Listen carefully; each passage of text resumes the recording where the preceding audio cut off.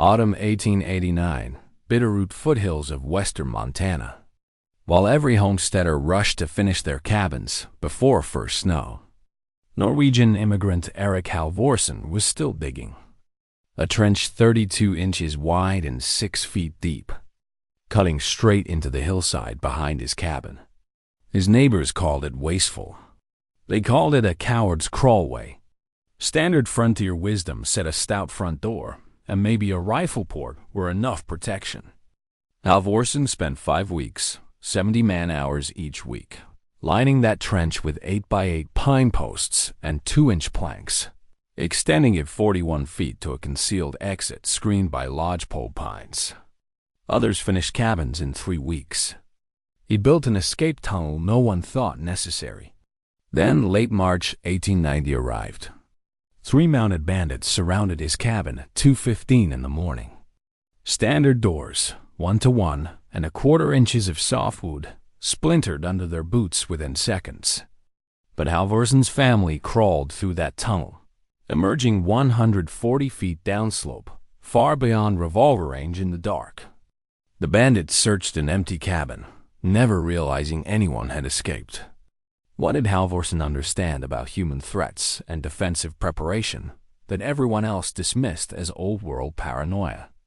And why did 6 neighboring homesteads build their own escape tunnels within 2 years?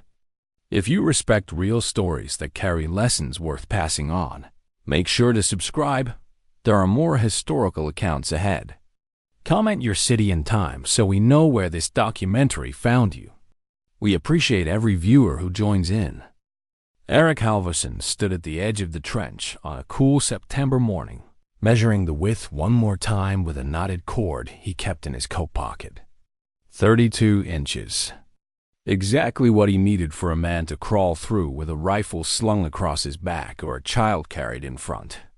The clay-heavy hillside behind his cabin had taken him nearly a week just to mark out properly, using a plumb line and stakes every 8 feet to ensure the passage would run straight and slightly downhill for drainage. His father had taught him that water was the enemy of any buried structure, and a trench that pulled moisture would collapse within 2 seasons. The work itself was brutal. Each day he removed roughly 18 cubic feet of packed earth, swinging a mattock in the confined space until his shoulders burned.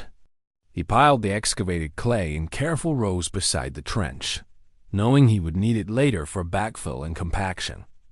By mid-September, neighborhood children treated the growing ditch as a playground, jumping across it and daring each other to walk its length. Their parents were less amused. Caleb Morgan, who lived a half-mile east, stopped by one afternoon and watched Halvorsen set an 8x8 pine post into the trench wall, bracing it with crossbeams every 28 inches. Morgan shook his head and said the labor could have cleared another half-acre of pasture or added a livestock pen. The local storekeeper began calling it the coward's crawlway, a name that spread quickly among the other homesteaders. Halvorsen said little in response. He knew the principle because he had lived it as a boy in Telemark, where his father survived a raid during the 1850s. Kven conflicts by using a concealed passage built under a sod barn. Entrances drew fire. Exits saved families. He continued working through October, laying 2-inch planks across the top and sealing the gaps with pine pitch to slow rot. The concealed exit, screened with lodgepole pine saplings and positioned 41 feet from the cabin, took another week to finish. By early winter, the tunnel was complete. His neighbors agreed it was pointless. Halvorsen reinforced the cabin's back wall with 1-foot stacked stone anyway. Another waste of time, according to those who watched. By late 1889, the Bitterroot region had become a transit route for small gangs, fleeing law enforcement after the Nez Perce War and the Bannack mining bust. Missoula County records logged 17 homestead break-ins that winter alone, a pattern Sheriff Andrew Lathrop noted in his monthly reports but could do little to prevent across such scattered terrain. Most cabins sat miles apart, and riders moving at night could hit 3 properties before dawn and disappear into timber valleys where tracking became nearly impossible. Halvorsen noticed fresh hoofprints on his property in early February, spaced roughly 9 feet apart, indicating fast-moving horses rather than the slower gait of work animals or travelers. He mentioned it to Caleb Morgan, who dismissed the tracks as passing drifters heading toward the Sapphire Range. Halvorsen disagreed, but said nothing further. Instead, he returned to the tunnel and reinforced the roof with additional crossbeam wedges, calculating that the structure needed to support winter snow loads of up to 30 pounds per square foot without sagging or cracking the planks. Other cabins in the area relied on defenses that reflected standard frontier thinking. Most doors were made of softwood planks between 1 and 1¼ inches thick, held shut by simple drop bars that could be forced with sustained pressure or a well-placed boot.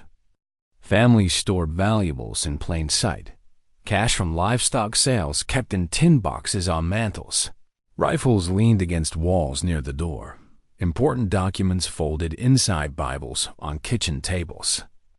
Halvorsen had moved his essentials into a small cache halfway down the tunnel, where the temperature held steady around 42 to 45 degrees Fahrenheit. Cold enough to keep flour dry and documents from mildewing, but warm enough to prevent freezing. The clay-packed walls distributed lateral pressure evenly across the timber bracing, a technique Halvorsen had learned building earth shelter barns in Norway. Combined with the planked roof, the tunnel could withstand over 1,200 pounds of surrounding earth pressure, making collapse unlikely even during spring thaw cycles when moisture expanded and contracted the soil. He told his wife Rania to keep a lantern prepared in the tunnel's midpoint chamber, a small widened section just large enough for 2 adults to crouch. She didn't argue. She had seen the same riders pass twice now, always after dark. Late March 1890 brought the spring thaw that made travel easier across muddy trails and swollen creek crossings. Around 2:15 in the morning, 3 mounted bandits surrounded the Halvorsen cabin using tactics documented in multiple county dispatch notes from that period.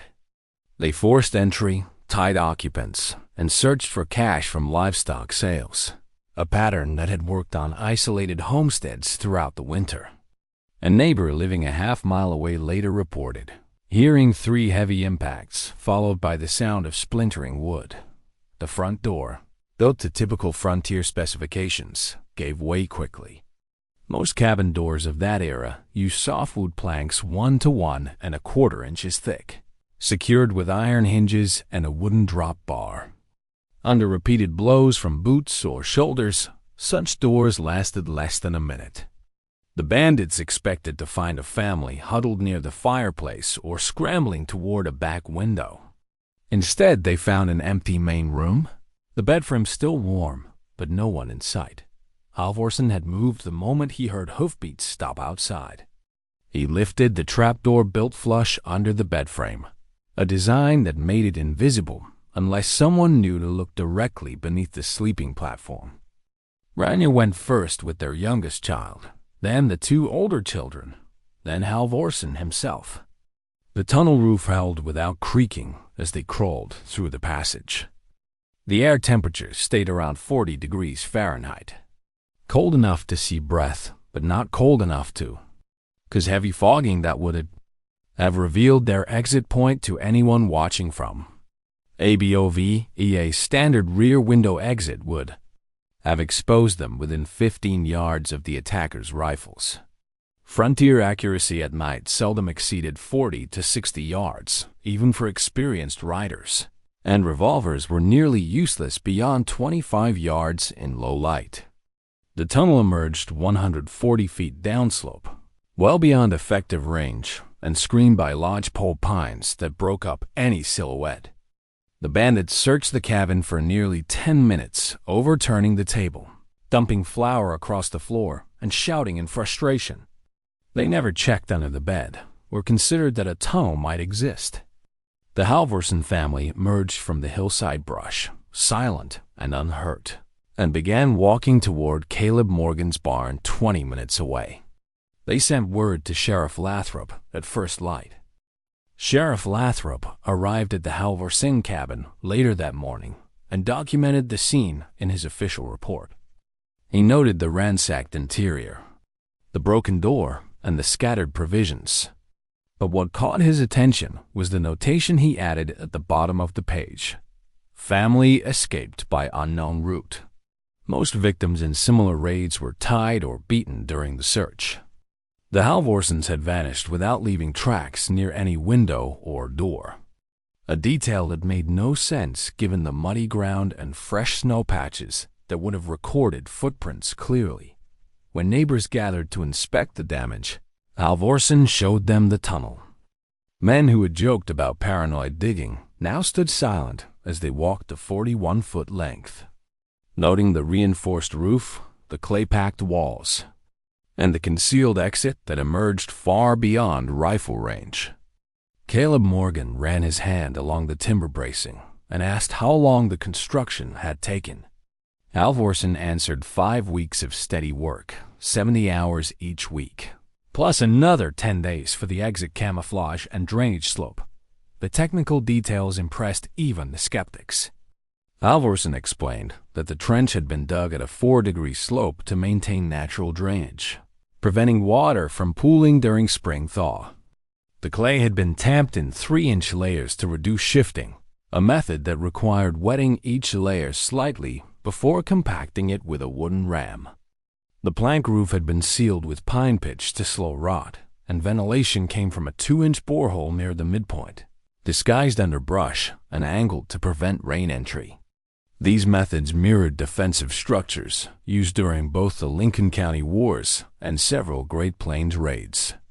Though most frontier builders had never encountered them, the cost of ignoring preparation became clear when another neighbor reported his own cabin had been broken into the same month. He lost livestock records and nearly $180 in cash savings, a devastating sum when average monthly income for ranch labor ranged between $25 and $40. Halvorsen never gloated about his vindication. Instead, he spent the following weeks teaching anyone who asked how to shore a trench safely, how to calculate load-bearing requirements for buried timber, and how to position an exit where natural terrain provided cover. The community had learned the lesson, but only after seeing what conventional defenses could not prevent. Within 2 years, at least 6 nearby homesteads built escape tunnels or hidden cellars using variations on Halvorsen's method. Elias Turner, a regional carpenter who had initially dismissed the project as overcautious, became one of the first to replicate the design. He consulted Halvorsen on trench width, compaction layers, and roof bracing, then applied his own sawmilling skills to improve the timber joinery and create more precise fits between planks. The local mercantile noticed the shift immediately. Sales of planking and pine pitch increased so dramatically that the owner ordered an extra shipment in 1892, specifically noting the demand for materials used in what he called earth-backed structures. By 1895, county building advisories for remote cabins began recommending reinforced cellars or concealed exits in high-risk areas, language that directly echoed the techniques Halvorsen had introduced. Montana frontier records documented at least 3 families who credited their escape tunnels for surviving raids between 1891 and 1897. Hallen Bordwell, a frontier school teacher responsible for keeping community notes and seasonal logs, interviewed the Halvorsen family shortly after the attack and recorded the tunnel's existence in the 1890 school logbook. Her notes provided measurements and distances with uncommon precision for rural documentation, details that later historians used to verify both the event and the construction methods. Modern archaeologists identified several similar hideout passages near old homesteads in Montana and the Dakotas, many dating to the 1870s through 1890s. Most followed the same principles Halvorsen used: narrow width to reduce excavation time, Clay reinforcement to prevent collapse. Single concealed exit positioned where terrain provided natural cover. The consistency suggested these methods spread through informal teaching rather than written plans, passed from one homesteader to another as practical knowledge rather than formal. Engineering. DeSimmons reported that Halvorsen viewed the tunnel not as cleverness, but as what he called a hedge against human nature. He held the belief, common among Scandinavian settlers, that planning for the worst was simply responsible stewardship. The tunnel remained intact for decades after his death, a physical reminder that preparation was not paranoia. On the frontier, it was survival, proven one quiet night when a man everyone laughed at saved his family by crawling through a passage no one else thought worth digging.